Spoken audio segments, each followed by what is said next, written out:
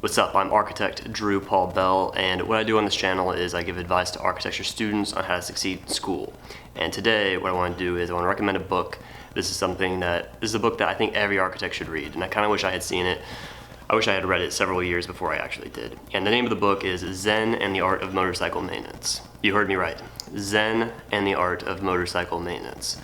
What this book is about, when I first heard about the book, I thought it was going to be like a manual on motorcycles and meditation. It's not that.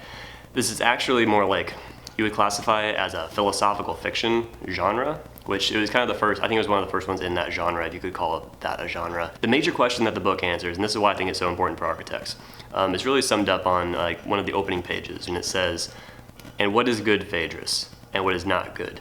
Need we ask anyone to tell us these things?" The main question of the book is, what is quality? He goes about trying to define quality. And the way that, let's say, Aristotle would define things is, Aristotle would say, okay, well, I exist, and this book over here, this book exists. Therefore, we both exist.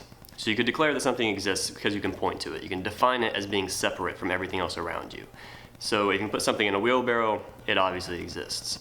Now, there's plenty of things you can't put in a wheelbarrow, things that are ephemeral, things like love, for example. You can't put that in a wheelbarrow, but you can say, love is the feeling I feel when, and you can kind of draw a circle around it. You can define the concept of love. But he tries to define the concept of quality, and quality becomes very difficult to define because you could give two essays and present them to a class of students, and you could ask them which of the two essays has higher quality.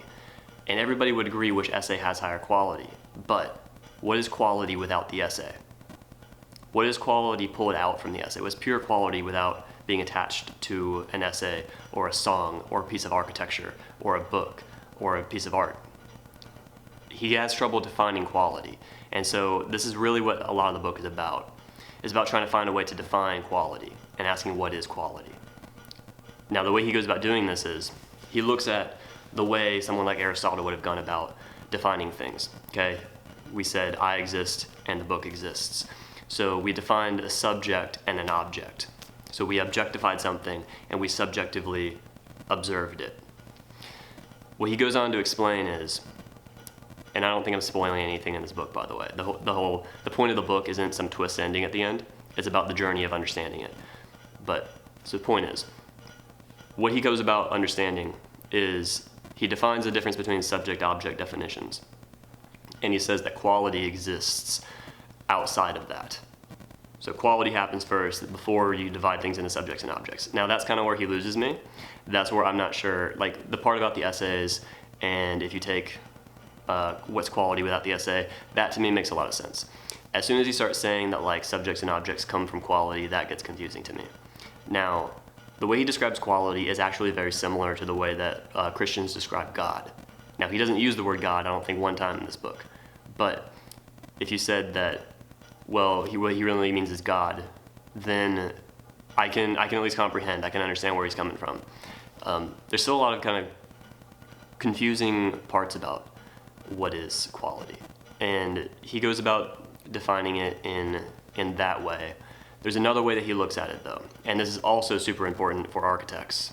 He talks about two different modes of understanding, classical understanding versus romantic understanding. So using motorcycles as a metaphor, you could understand motorcycles two different ways. One way you could understand it would be to understand the way that the steering column connects to the body of the motorcycle. You could understand the electrical circuits, you could understand the gas tank and the engine and every nut and bolt that holds the whole thing together. You could understand it the way that it might be drafted as a technical document.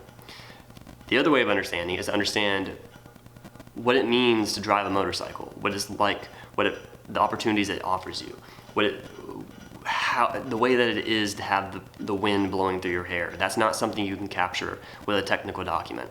That's the romantic understanding versus the classical understanding. This dichotomy is obviously present in architecture because we have to understand not only the classical understanding of a building, how it goes together, how you keep the water out, how you keep the building standing up. We also have to understand the romantic understanding of how do you make it beautiful? How do you make the experience of living in the building a quality experience? And we have to be able to meld these two understandings together to create something of quality. And I think he makes the argument in the book as well that true quality actually has both of those. It's not just one. Because with pure technical understanding, pure classical understanding, you're missing out on the romantic side. And if you're all in on the romantic side and you have some airy-fairy building, but you don't have the technical ability to actually build it, then it's not really high quality. So he tackles a lot of these issues that I feel like are present in the architectural world. And these are ideas that I think all architects deal with on some level or another.